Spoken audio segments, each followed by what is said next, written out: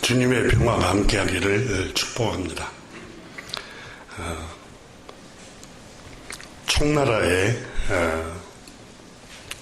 책략가요, 정치가요, 지혜의 사람이었던 제갈공명이라는 사람이 있었습니다.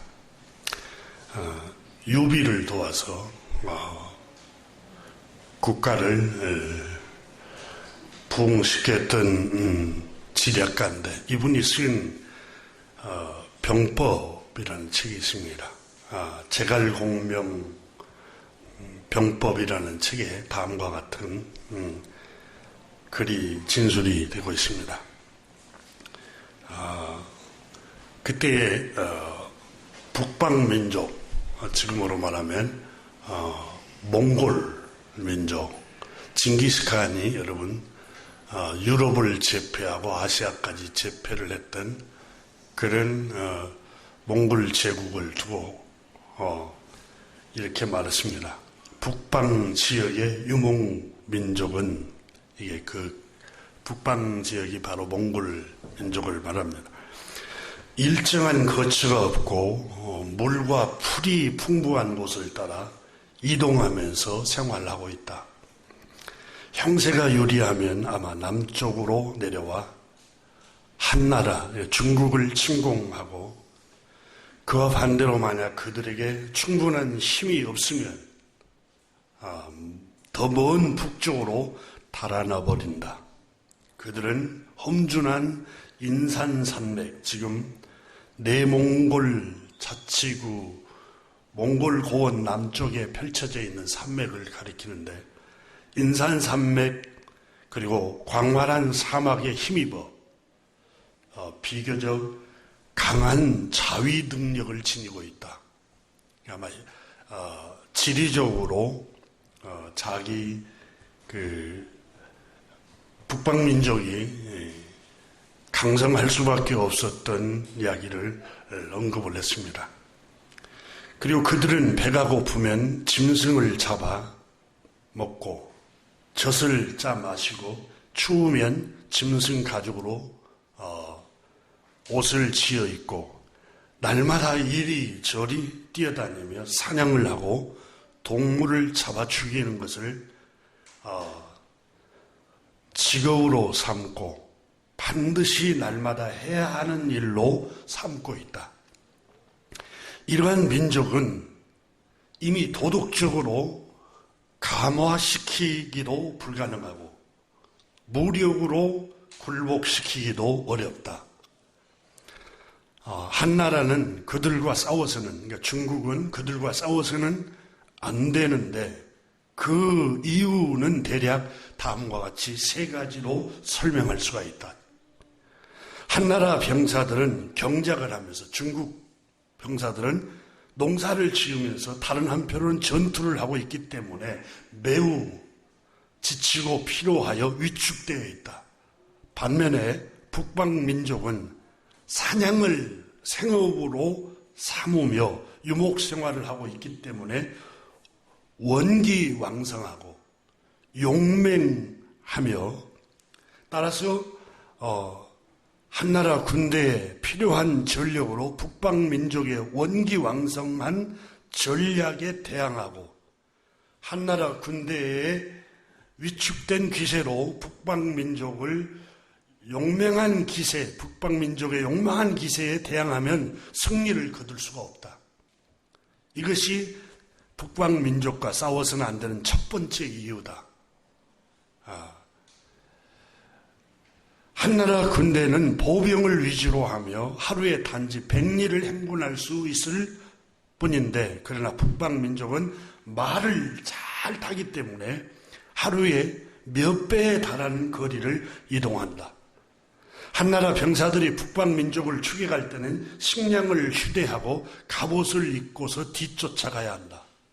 그러나 북방민족이 한나라 군대를 추격할 때는 말을 타고 이동을 하며 거기에 각종 군수품을 실어 나르며, 그래서 쌍방의 운송 방식도 다르고 추격하는 속도도 다르다.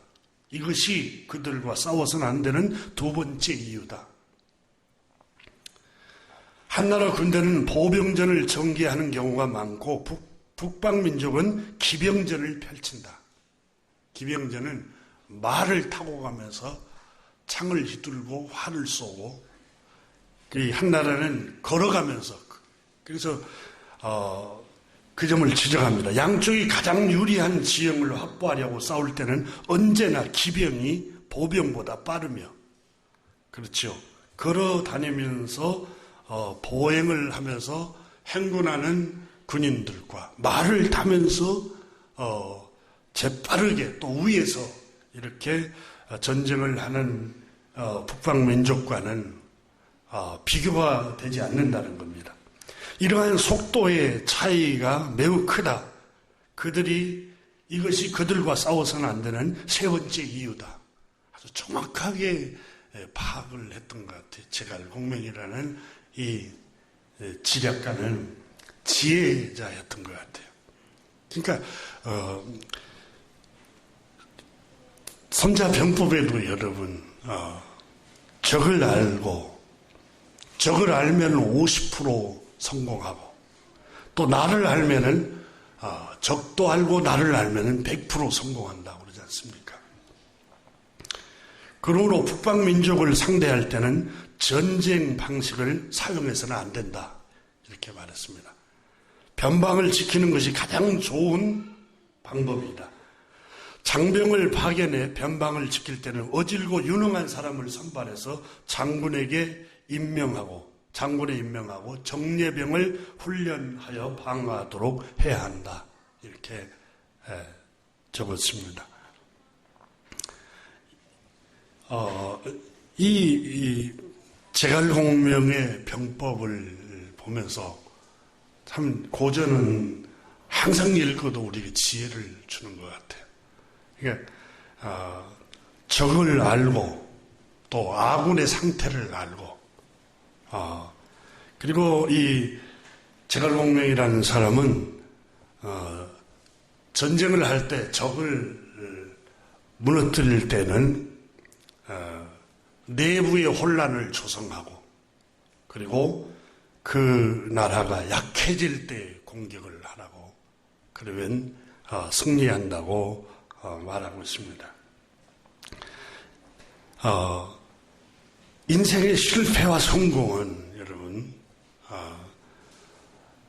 우리가 인간적으로 이런 전략도 참조하고 지혜도 참조해야 합니다. 그런데 결국은 하나님의 손에 달려 있습니다. 주님이 복을 내리기도 하시고 또 저주와 화를 내리기도 하십니다. 그런데 우리가 세상에 지혜와 지식이 있으면 실패할 확률이 적습니다. 또 성공할 확률도 높고,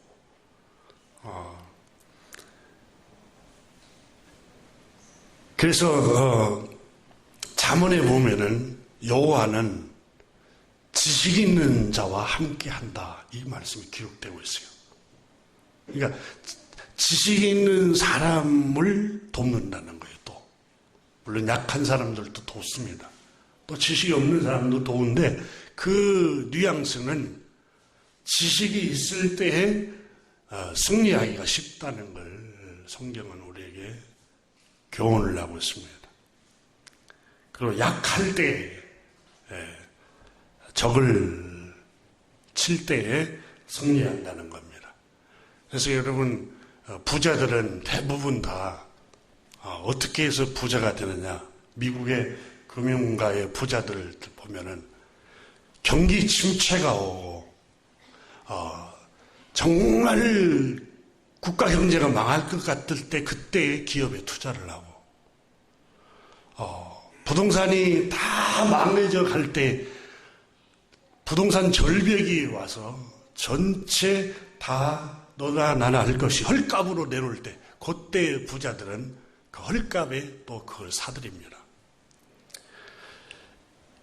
그러면서 이 사람들은 부를 축적을 해갑니다. 이렇게 책 고전을 읽어보면은. 그러나 보통 사람들은 거기에 편입을 못합니다. 돈도 없을 뿐만 아니라 용기도 없고, 오늘 성경에 하나님께서 우리에게 정말 인생은 주님 손에 달려있다라는 점을 우리에게 계속해서 강조를 하고 있는 로마서 9장에, 로마서 9장은 구원은 아브라함의 자손이라고 해서 이스라엘 백성들이라고 해서 구원이 보장된 게 아니라 하나님이 선택하고 하나님이 은혜를 주셔야만이 구원을 받을 수 있다. 이 점을 강조하고 있는 겁니다.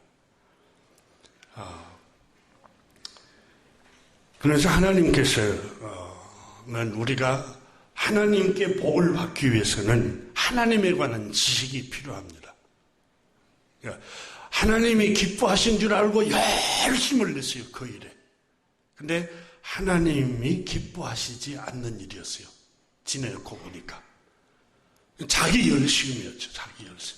그러니까, 로마서 10장에 보면은, 이스라엘 백성들은, 하나님의 의를 모르고 자기 의를 세우려고 힘써 열심을 냈습니다. 로마 10장 2절에 내가 증언하노니 유대인들 그들이 하나님께 열심히 있었으나 올바른 지식을 따른 것이 아니니라. 오늘날 여러분 세계에 또 한국 교회도 정말 열심입니다. 열심히. 교회 건축하는 것도 열심이고 모임도 열심이고 찬송도 열심이고 헌금도 열심이고 어마어마하게 종교적으로 열심을 냅니다. 그러나 이게 올바른 지식, 올바른 진리의 말씀을 따라서 우리가 생활하는가?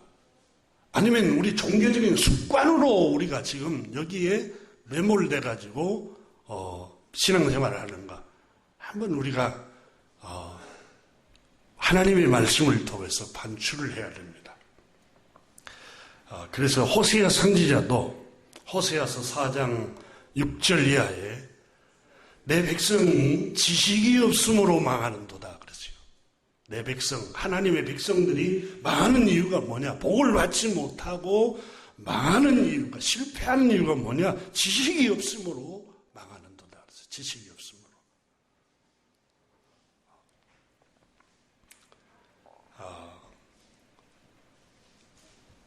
그래서 하나님에 관한 지식이 필요합니다. 하나님에 관한 지식이라는 말은 여러분, 하나님이 누구신가, 어떤 분이신가, 알아가야 됩니다. 종교적인 하나님으로만 생각하면 안 됩니다. 이 세상 모든 사물에 관한 지식도 하나님이 지으신 창조물이기 때문에 하나님에 관한 지식의 단편적인 부분이 됩니다. 종교적인 어떤 하나님, 그분뿐만 아니라 하나님이 지으신 모든 세계에 관한 여러 가지 지식도 하나님이 우리에게 알아갈 것을 가르치고 있습니다. 여러분, 건강도 지식이 있는 사람들이, 건강에 관한 지식이 있는 사람들이 더 건강하고 장수합니다. 여러분, 조사에 의하면은 우리나라에 장수하는 곳이 시골만이 아닙니다. 여러분, 얼마 전에 발표해 보니까 강남 사람들이 건강하고 더 장수한다고 발표가 됐습니다. 거기에 지식인들이 많이 살고 있습니다. 그게 다 그렇지는 않지만 그게 무슨 말이냐면 이게 음식도 절제해야 또 운동을 해야 건강하다. 일본 의사가 쓴 책 중에 걷기만 해도 사람 질병이 90%가 치료된다. 실제로 여러분, 걷기만 해도 90%가 질병이 치료된다. 그래서 가능하면 걸어서 다니려고 하는 거 지혜입니다. 우리 제가 옛날부터 들은 얘기인데 우리 명장로님 먼 직장도 다 하루 종일 걸은다고 제가 들었어요. 지혜로우신 것 같아요. 진짜 걷기만 해도 우리 인간의 질병이 치료가 된답니다. 이렇게 몸이 이렇게 움직이니까 신경뿐만 아니라 모든 그 혈액순환, 뇌세포까지. 그래서 하나님에 관한 지식도 종교적인 하나님에 관한 지식도 가져. 하나님이 지으신 모든 세계. 그러니까 건강도 여러분 이게 지식이 있어야 돼요. 제가 지식이 없을 때 얼음 성경에 보면은 얼음 냉수는 속을 시원하게 하지 않는다고 나와요. 충성된 사람을 비유를 했어요. 충성된 사람은 여름의 얼음 냉수와 같다. 주인의 마음을 이렇게 시원하게 한다.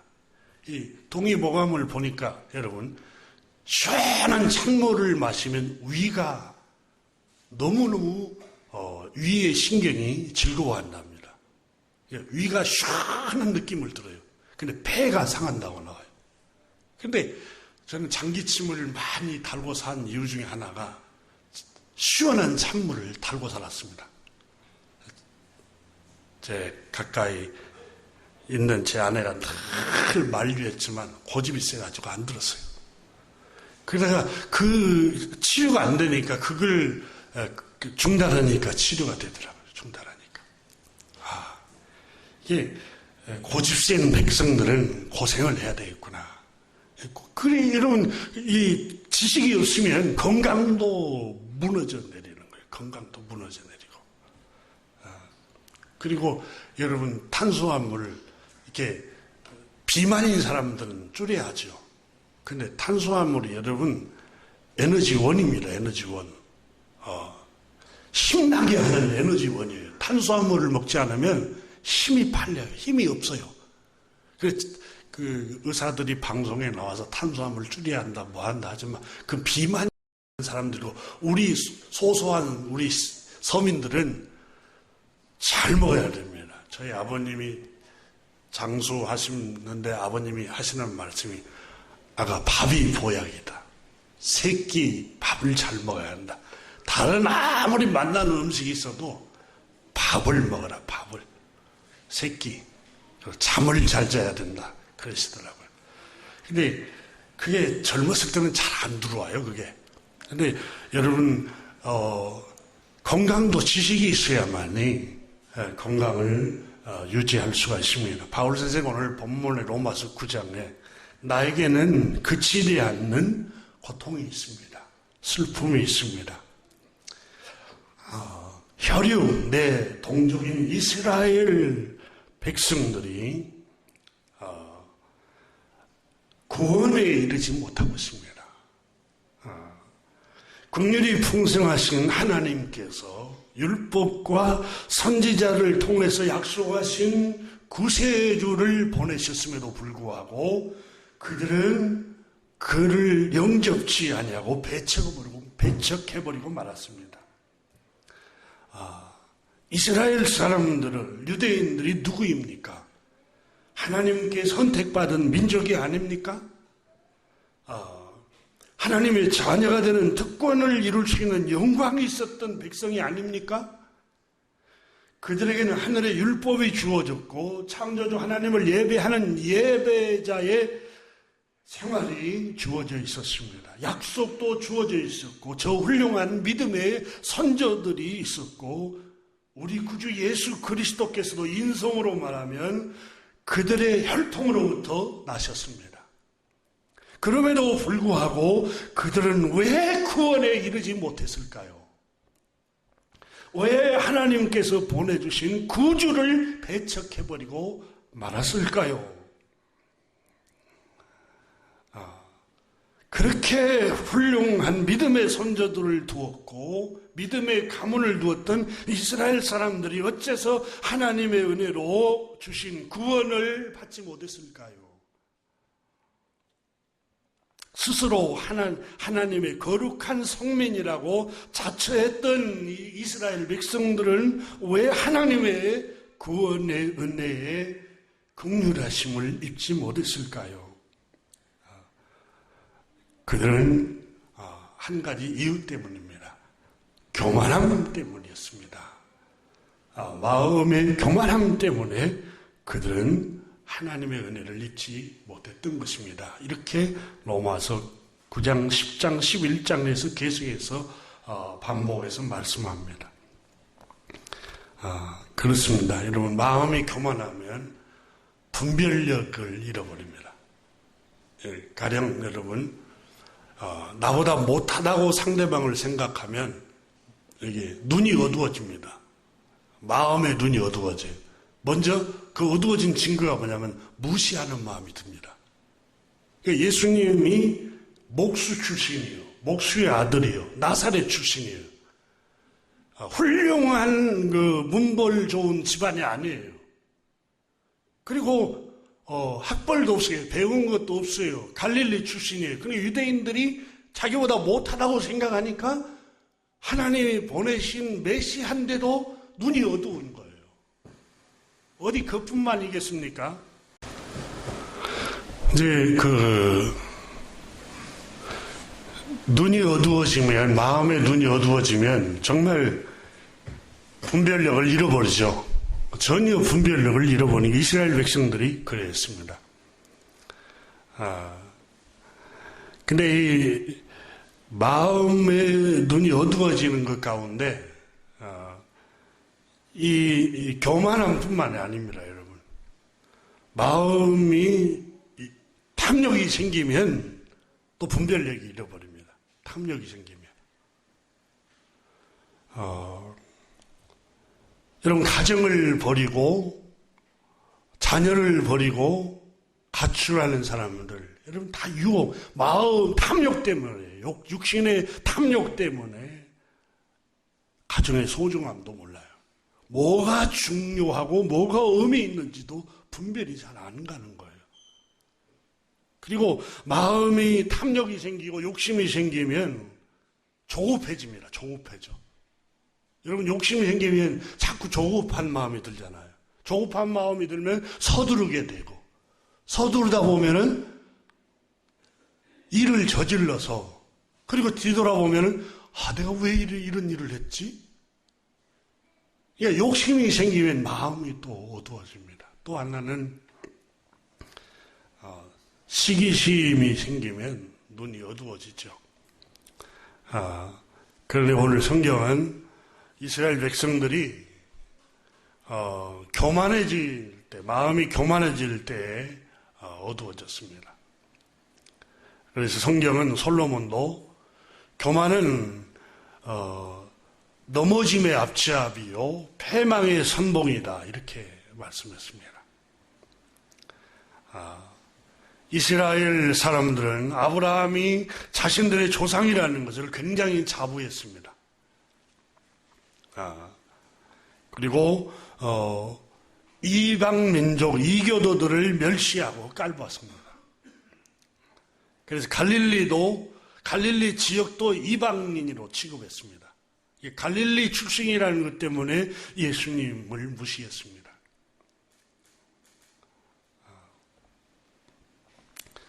사람은 이렇게 다른 민족보다 조금 나오면 의롭게 생각을 합니다.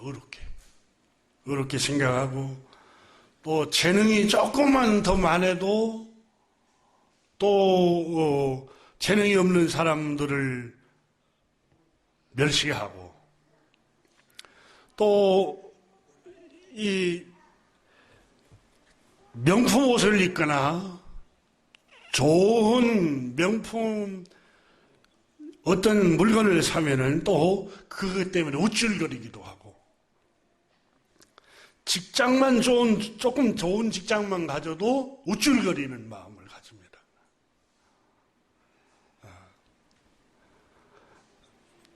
명문학교 조금 나오면 또 뭐가 된 것처럼 또 우쭐거리고, 돈을 많이 벌어서 성공했다든지 다른 사람에 비해 조금 나은 위치에 있으면은 자기 자신이 뭐가 된 줄 알고 교만한 유혹이 우리 마음에 들어옵니다. 교만한 마음이.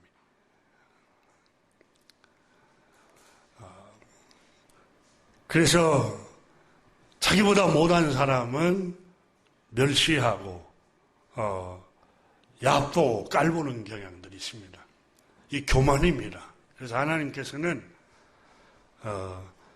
사랑하는 사람일수록 고난을 주셔서 너무 자고하지 않도록 하십니다. 이게 고린도후서 12장에 바울 선생이 나에게 육체의 가시를 준 것은 너무 자고하지 않기 위함이라. 고난이 있을 때 인간은 자신의 한계 상황을 경험을 하면서 내가 아무것도 아니구나라는 생각을 하게 됩니다. 여러 가지 시련과 고난을 통해서 인간의 약함을 알게 합니다. 질그릇에 불과하다는 사실을 알게 합니다. 고난이 있을 때 하나님의 크심을 알고 자기의 작음을 알게 됩니다. 고난이 있을 때. 여러분, 하는 일마다 승승장구하면 좋겠지만 그게 영혼에는 독이 될 수가 있습니다. 시편에 기록됩니다. 풍성한 밥상이 오히려 올무가 되었도다. 그렇게 말씀을 합니다. 다윗 임금도 실패했을 때는 겸손했는데 성공했을 때는 마음이 거만했습니다. 이 성공하니까 다윗 마음이 너무너무 마음이 거만해지기 시작합니다.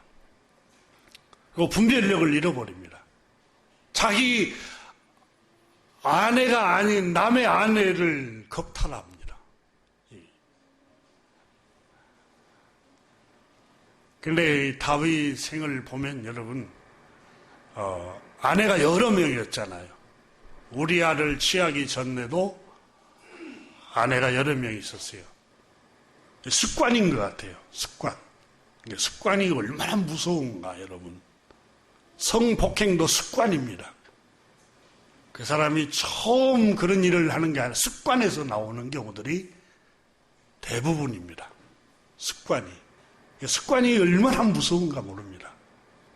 그래서 습관은 제2의 천성이라고 그러잖아요. 그래서 성경에 어렸을 적에 아이에게 마땅히 행할 길을 가르치라. 습관이 들도록 하라는 거예요. 마땅히 습관이 들도록. 경건도 습관입니다. 경건도 습관. 그래야 청년 때 장성했을 때도 그 습관이 유지됩니다. 부모가 여러분 부도덕하게 사는 모습을 아이가 봐요. 습관이 돼요. 아이들 눈에 그게 습관이 되는 겁니다.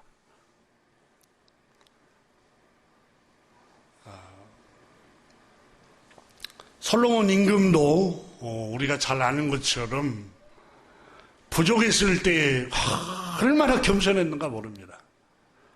그런데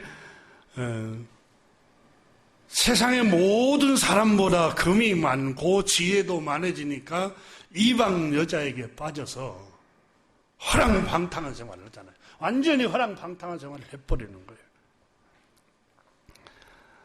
그래서 히브리서 기자는 하나님께서는 사랑하는 사람에게 고난을 주신다. 그래서 고난을 주신다.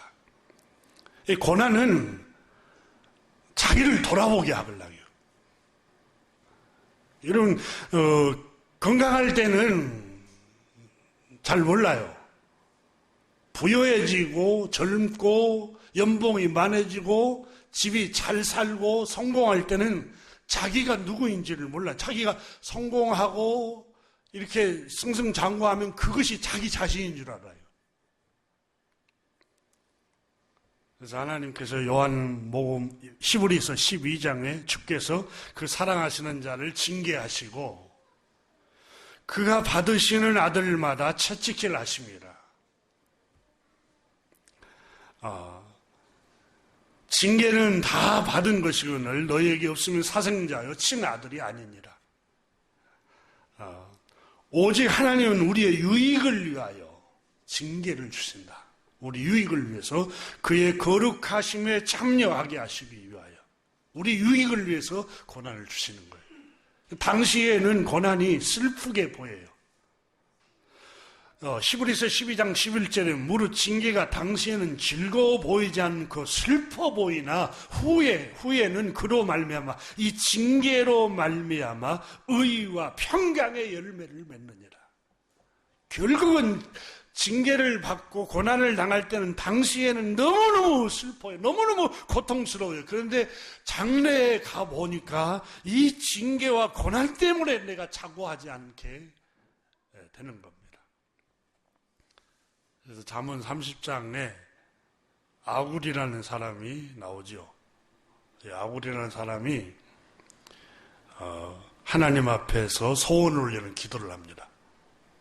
소원 올리는 기도가 두 가지를 하나님 나 죽기 전에 내 소원을 들어주세요 하고 기도를 해요. 첫째는 주님 나는 정직하게 해주세요. 진실하게 해주세요. 그 기도를 합니다. 진실하고 거짓말을 하지 않고 진실하게 살게 해주세요. 두 번째는 나를 너무 가난하게도 마시고 너무 부하게도 마옵소서. 필요한 양식만 주십시오. 왜냐하면 내가 너무 부유해지고 배부르면 의로움에 빠져서 하나님의 은혜입니다 라고 하지 않고 하나님을 모른다. 여호와가 누구냐? 내 힘과 내 지혜와 내 능력과 내 수고로 얻었다. 이렇게 교만한 유혹에 빠지지 않기 위해서 너무 승승장구하지 않게 해주세요. 너무 부여하지 않게 해주세요. 너무 가난하면 하나님 거짓말합니다. 저희 아버님이 살아계실 때 제가 목회를 하면서 하도 어렵게 이렇게 생활하다가 보니까 아이들 용돈을 못 줬어요. 그러니까 제 아버님이 한 번씩 와서 아이들한테 용돈을 이렇게 주셨던 것 같아요. 그래서 저한테 아가 아이들한테 조금씩 용돈을 줘야 된다. 그 안 주면 도둑질한다. 예. 지구목도 약간 터놓아야 지구가 물지를 않지. 너무 꽉 막히면 물어버린다. 그냥 아이들도 용돈을 너무 안 주면 거짓말해요. 부모에게 거짓말해서 용돈 타가고. 여러분 마찬가지예요. 여러분 부부관계도 너무 남편에게 또 아내에게 너무 이렇게 꽉 막히게 하면은 거짓말하게 됩니다. 거짓말. 야굴도 그런 기도를 하나님께 드렸습니다. 이 교만, 잠언 8장 13절에 보니까 여호와를 경외하는 것은 악을 미워하는 것이라. 나는 교만과 거만과 악한 행실과 패역한 입을 미워하느니라. 이렇게 기록하고 있어요. 하나님이 미워하시는 게 제일 첫 번째 나오는 게 교만입니다. 하나님이 말씀하시기를 나는 교만을 미워. 하나님은 교만한 사람을 미워한다고 기록이 되어 있어요. 잠언 8장 13절에. 그래서 여러분 교만은 스스로 우월감을 심중에 품는 거. 성경 사전에 그렇게 나옵니다. 그리고 언제나 자기가 중심이 아니면 화가 나는 거. 그리고 만족하지 못하고 불만인 상태. 이게 교만이라고 성경에 나옵니다. 여러분 우리는 어떻습니까? 내가 중심이 아니어도 괜찮습니까? 항상 내가 중심이 아니고 여러분 어시스트 하는 사람이도 괜찮습니까? 도움을 주는 사람. 항상 내가 골을 넣어야 되고 항상 내가 중심이 돼야 되는 마음. 성경은 이걸 교만이라고 말씀을 하고 있습니다. 잠언 15장 25절에 여호와는 교만한 자의 집을 허심이여 그러세요. 교만한 집은 하나님께서 헐어버리고 무너지게 한답니다. 그러니까 교만하면 그 집이 잘 될 일이 없어요. 그러니까 집이 잘 되기 위해서라도 가장이 겸손해야 되고 또 가정에서 가정을 섬기는 주부들도 겸손해야 돼요. 여러분 자녀들도 우리 집이 잘 되기 위해서 겸손해야 돼요. 겸손해야 돼요. 재능이 많아도 겸손해야 되고 또 다른 사람에 비해서 더 형통하고 부여해져도 겸손해야 될 게 내 가정을 하나님의 은혜를 입기 위해서 겸손해야 돼요. 잠언 15장 25절에 주님은 교만한 자의 집을 헐어버린다. 무너지게 하고 실패하게 하고 어지럽게 하고 평안을 주지를 않아요. 평안을. 잠언 16장 18절에 교만은 패망의 봉우리요 선봉이요. 늘 내가 중심이어야 되는 마음. 여러분 망하는 지름길이에요. 망하는 지름길. 늘 우월감에 빠져있고 자기 의로움에 빠져있고 언제나 내가 중심이 돼야 되고 이 자체가 여러분 가정이 망하는 길이에요. 그래서 잠언 29장 23절에 사람이 교만하면 낮아지겠고 교만하면 하나님이 낮추십니다. 하나님께서는 교만한 사람을 미워한다 이렇게 말씀을 하고 있어요. 창세기에 여러분 11장에 바벨탑을 쌓다가 백성들이 다 망하잖아요. 다 언어가 흩어지고 교만 때문이라고 기록이 되고 있잖아요. 그리고 아담과 하와가 여러분 왜 타락합니까? 사단이 유혹한 게 있어요. 선악을 알게 하는 이 실과를 먹으면 너의 눈이 밝아져서 하나님의 자리에 올라갈 거야. 하나님과 같이 될 거야. 여러분 내가 나를 알아야지요.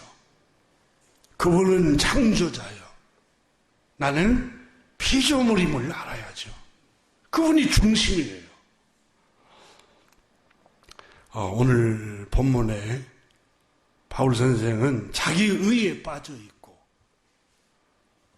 율법의 행위로 자기는 의로워질 수 있다라고 생각하는 이 이스라엘 백성들, 훌륭한 문벌 출신이라고 생각하는 훌륭한 선지자들의 조상을 두었다고 스스로 자긍하고 있는 유대인들, 우리에게는 예외가 있고 율법이 있고 이런 놀라운 하나님의 은혜를 받은 민족이라고 스스로 생각하고 자긍하고 있던 이 유대인들이 왜 하나님 앞에 구원을 못 받았습니까? 라고 바울 선생은 물으면서 이 9장 6절부터 13절에 먼저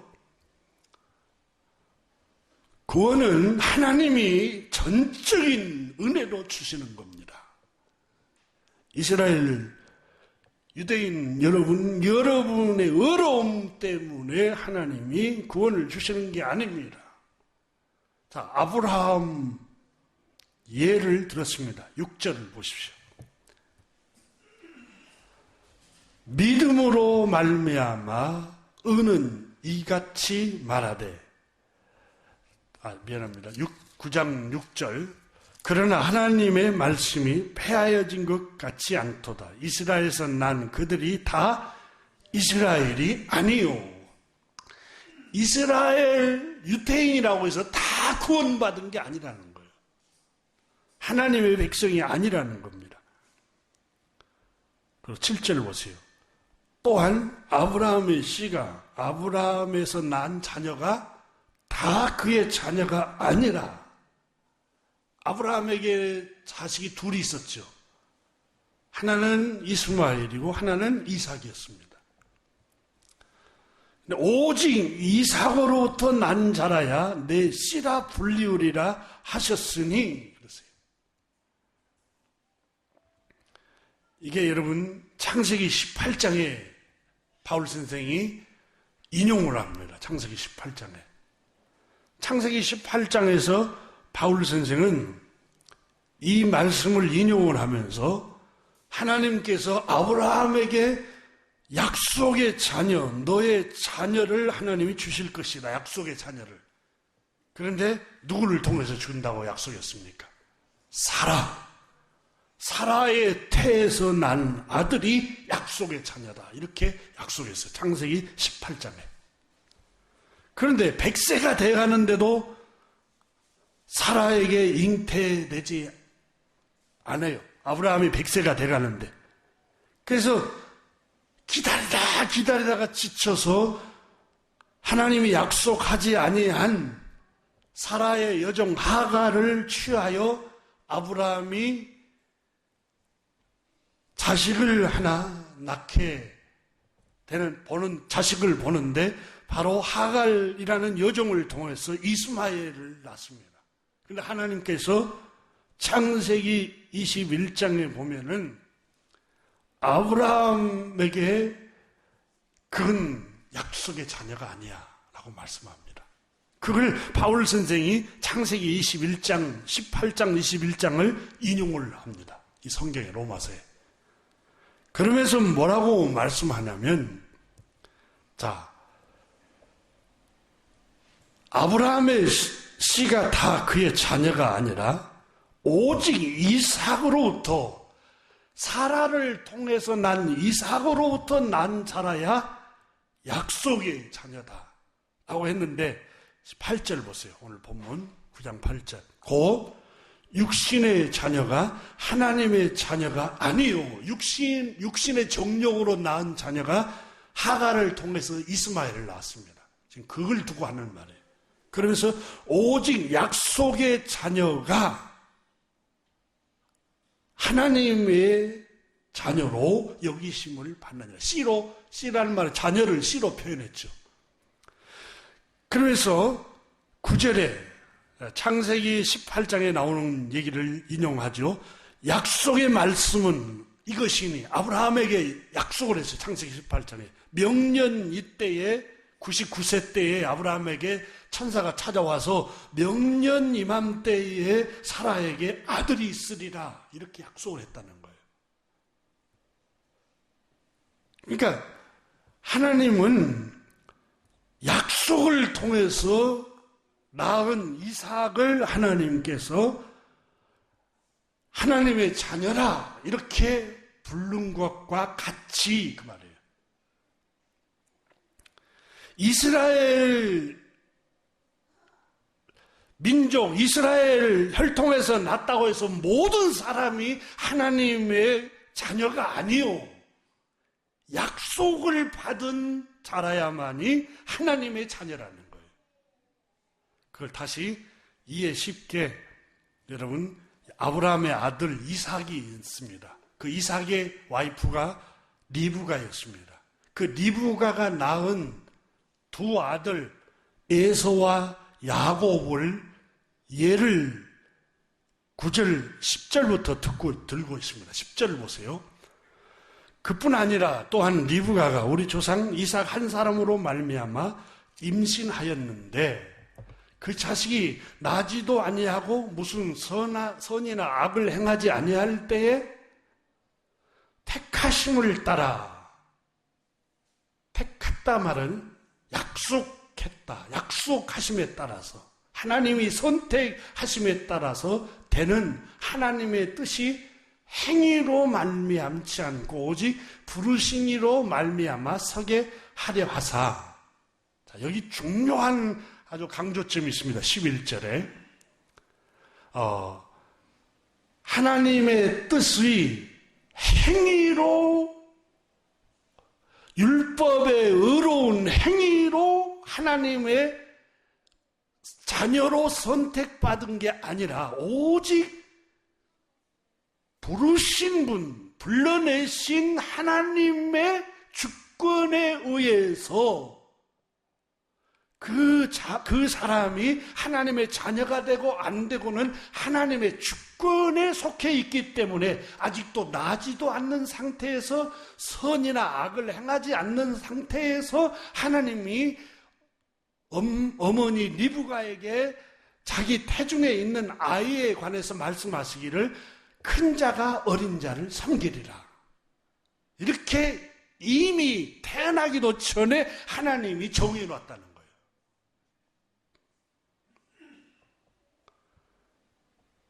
그리고 13절에 기록된 바 내가 야곱은 사랑하고 야곱은 축복을 하고 에서는 축복하지 미워하였다 하심과 같으니라. 축복하지 않았다. 그 의미입니다. 그런데 14절 보세요. 그런즉 우리가 무슨 말 하리요? 그러니까 하나님의 주권 아래 달려있는데 우리가 어떻게 그 만물을 주관하신 창조주 하나님 앞에 우리가 무슨 말을 할 수 있는 권한이 있겠느냐? 이렇게 바울 선생은 오늘 본문에서 우리에게 말씀을 하고 있습니다. 이사야서 15장에 보면은 여러분 하나님께서 인간이 창조된 피조물임을 강조를 하는데요. 도끼가 어찌 찍는 자에게 스스로 자랑하겠으며 도끼가 큰 나무를 찍어냈어요. 야, 내가 이렇게 능력이 많아. 내가 이 큰 나무를 쓰러뜨렸어. 찍어냈어. 베어냈어. 도끼가 어떻게 그럴 수 있겠느냐? 도끼를 사용하는 자가 있을 거 아닙니까? 나무꾼이 있을 거 아닙니까? 그 나무꾼이 도끼를 사용하지 않았으면 나무를 베어낼 수가 없잖아요. 그러니까 인간을 도끼에 비유를 했고 찍는 자를 창조주 하나님의 비유를 했어요. 도끼가 어찌 찍는 자에게 스스로 자랑하겠으며 톱이 어찌 켜는 자에게 스스로 큰 채 하겠느냐. 이는 막대기가 자기를 드는 자를 움직이려 하며 몽둥이가 나무 아닌 사람들을 들려함과 같음이로다. 정말 주옥 같은 비유를 들어서 창조주 하나님의 주권과 인간의 피조물에 대해서 너무너무 이해를 잘 들었습니다. 교우 여러분 한번 생각해 보십시오. 하나님이 누구십니까? 창세기 1장에 하나님이 태초에 천지를 창조하시니라. 빛이 있으라 하며 빛이 있었고 하나님이 아무것도 아닌 흙을 가져다가 흙을 빚고 그의 영혼을 생기를 불어넣으니까 생명, 살아있는 영적인 인격적인 존재가 돼버린 거예요. 아무것도 아닌 흙이. 그분이 창조주 하나님 여호와입니다. 우리는 아무것도 아닌 흙의 존재인데 그분이 생명을 불어넣으니까 오늘 호흡이 있고 생명이 있는 겁니다. 그러면서 바울 선생은 오늘 본문을 통해서 우리에게 말씀을 합니다. 하나님은 만물을 지으신 창조주 하나님이십니다. 만물의 주관자이십니다. 만물의 주인이십니다. 여러분 다니엘서에 보면은 호흡과 생명이 주님 손에 있다 이렇게 기록하고 있습니다. 때와 기한도 하나님이 늘릴 수 있고 또 짧게 할 수도 있어요. 사람 수명도. 그분이 손에 다 달려있다고 기록이 되고 있어요. 느부갓네살도 내 힘으로 이루었다. 내 능력으로 이루었다. 내 수완으로 이 바벨론을 건설했다. 이렇게 하니까 창조주 하나님 하늘에서 천사의 음성이 들리기를 오늘 너는 들짐승과 함께 풀을 먹고 7년간 너는 보낼 것이다. 그러면서 깨닫기를 우리 인간의 생명과 호흡과 모든 만물을 주관하신 것이 인간의 수완과 지혜에 있는 게 아니라 창조주 하나님 손에 달려있음을 너는 뼈에 사무치도록 깨닫게 될 것이다.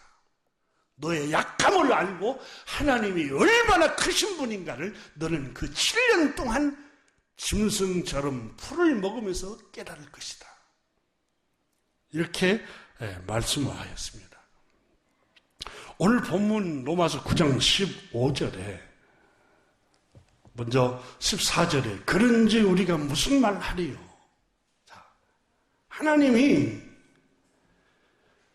야곱을 내가 택했다. 축복하기로. 에서는 내가 미워했다. 하나님이 이렇게 정해놨다는 거예요. 그런즉 그러면 하나님이 왜 이렇게 불공평합니까? 왜 공평치 못합니까? 근데 바울 선생이 14절에 우리가 무슨 말을 할 수 있겠느냐? 피조물인 우리가. 아니 그 말하기 전에 너 존재도 하나님이 이 세상에 존재도 주지 않을 수도 있었던 피조물이야 너. 그 얘기를 하고 있는 겁니다. 그러면서 15절에 모세의 예를 듭니다. 하나님께서 모세에게 들려주셨던 음성 기억하고 있습니까? 라고 묻습니다. 그러면서 모세에게 하나님이 뭐라고 말씀하셨죠? 내가 긍휼히 여길 자를 긍휼히 여기고 내가 불쌍히 여길 자를 불쌍히 여기리라 하셨으니 갈릴리 출신이 어떻게 메시아입니까? 목수의 아들이 어떻게 메시아입니까? 받아들일 수 없습니다. 하나님께서는 오늘 성경에 있잖아요. 하나님 말씀하시기를 긍휼히 여길 자를 하나님이 불쌍히 여기고 긍휼히 여기고 하나님이 그 가정을 택하셔서 하나님이 은혜를 부어주셨는데 피조물인 우리가 무슨 말을 할 수 있겠느냐. 하나님은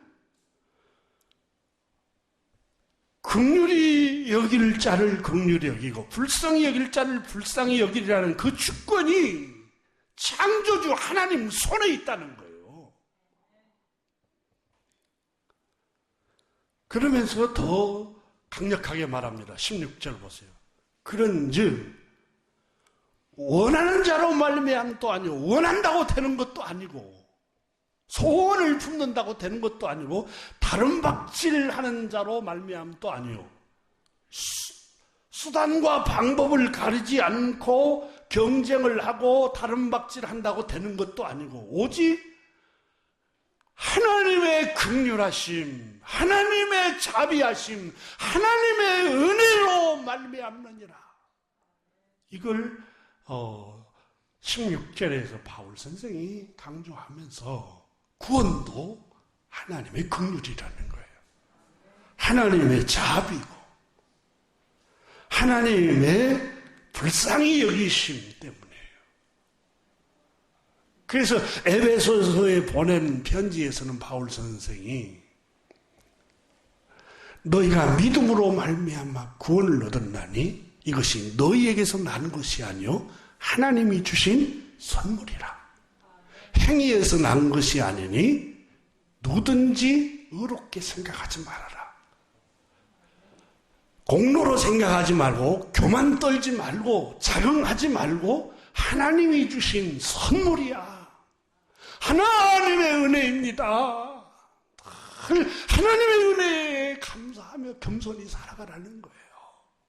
그런데 이스라엘 백성들은 우리는 하나님이 택한 성민이야. 이방인 주제에, 이교도 주제에, 여러분 하나님이 택함을 받았으면 얼마나 그 은혜에 감사하면서 겸손히 살아야 되는데 오히려 택함 받지 못한 사람을 더 관시하고 멸시하고 살았어요. 여러분 우리 안에는 그런 죄가 없는지 한번 살펴봐야 돼요. 인자 믿은 주제에. 우리는 2대, 3대, 4대째 믿고 어렸을 적부터 믿었는데 유대인들이 그런 사고를 갖고 있어요. 우리는 할례 받은 민족이야. 이 자체가 얼마나 교만한가 몰라요. 그래서 주님께서는 나중된 자가 먼저 된 자도 있다. 이런 말씀을 하신 이유가 겸손하라는 거예요. 11장에서는 돌 감람나무를 가져다가 참 감람나무에 접붙일 수도 있다. 하나님이 그렇게 말씀하세요. 참 감람나무도 하나님이 잘라버릴 수 있다. 이렇게 말씀하시잖아요.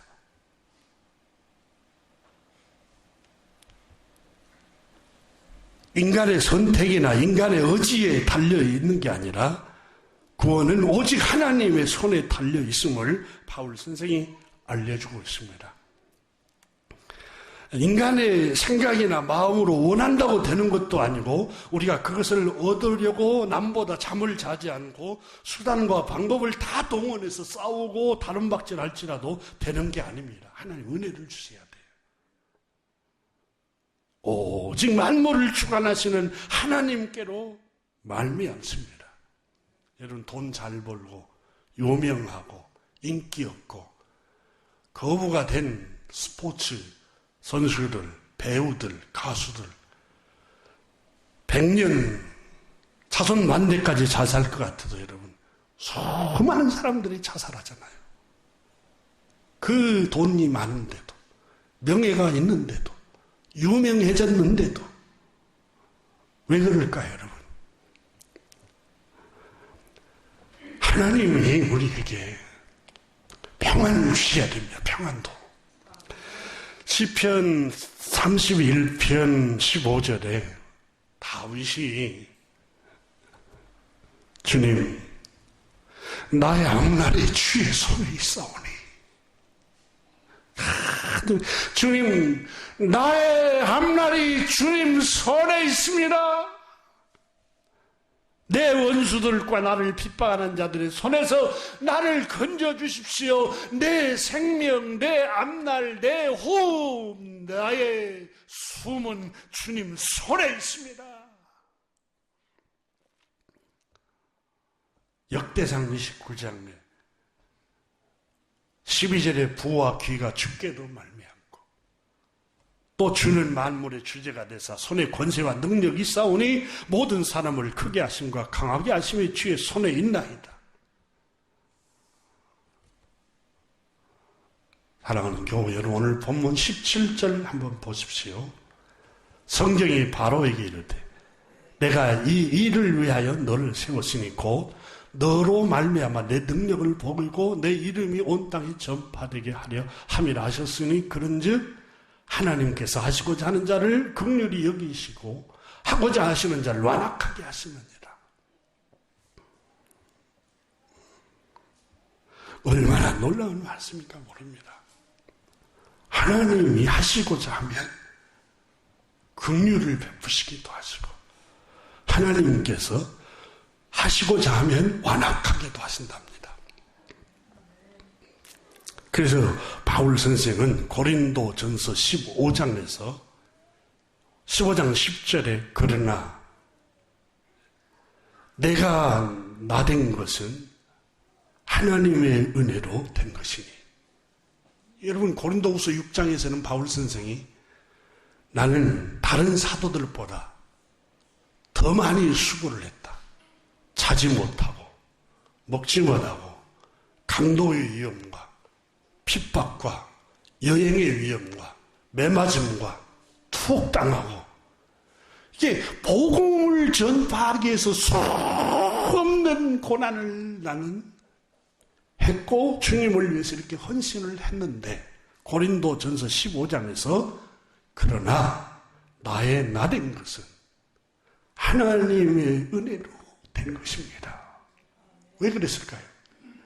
하나님이 은혜를 부어주지 않았더라면 나는 핍박자요, 폭행자요, 비방하는 사람으로 살았을 텐데 담액색으로 올라갈 때 부활하신 주님께서 내게 긍휼을 베풀어 주셔서 부활의 주님을 만나서 나를 회심시켰기 때문에 그 은혜가 있었기 때문에 오늘 내가 복음을 위해서 수고한 것입니다. 그게 내가 한 게 아니라 하나님의 은혜로 된 것입니다. 고린도전서 15장 10절에 내가 나에 대해서 나 된 것은 하나님의 은혜로 된 것이니 내게 주신 그의 은혜가 헛되지 아니하여 내가 모든 사도보다 더 많이 수고하였으나 내가 한 것이 아니요 오직 나와 함께 하신 하나님의 은혜로라. 그래서 바울 선생은 늘 하나님 앞에서 겸손했습니다. 사랑하는 교회 여러분, 오늘 우리에게 오늘을 주어진 거 하나님의 은혜입니다. 가정 주어진 것도 하나님의 은혜예요. 호흡과 생명이 있는 것도 하나님의 은혜입니다. 자, 이 원고를 쓰면서 내가 할 수 있는 게 뭘까? 주여 나를 불쌍히 여겨주소서. 복음서에 나오는 그 수많은 사람들이 다윗의 자손인 예수여 나를 불쌍히 여겨주소서. 그 기도밖에 없구나. 무슨 장황하게 형용사를 써서 아름다운 기도가 아니라 주님 나를 불쌍히 여겨주소서. 내가 할 수 있는 것은 오직 감사와 기도 두 손을 높이 들고 주께 찬양하네. 주님 내가 할 수 있는 게 딱 한 가지밖에 없습니다. 나를 불쌍히 여겨주세요. 주님 감사해요.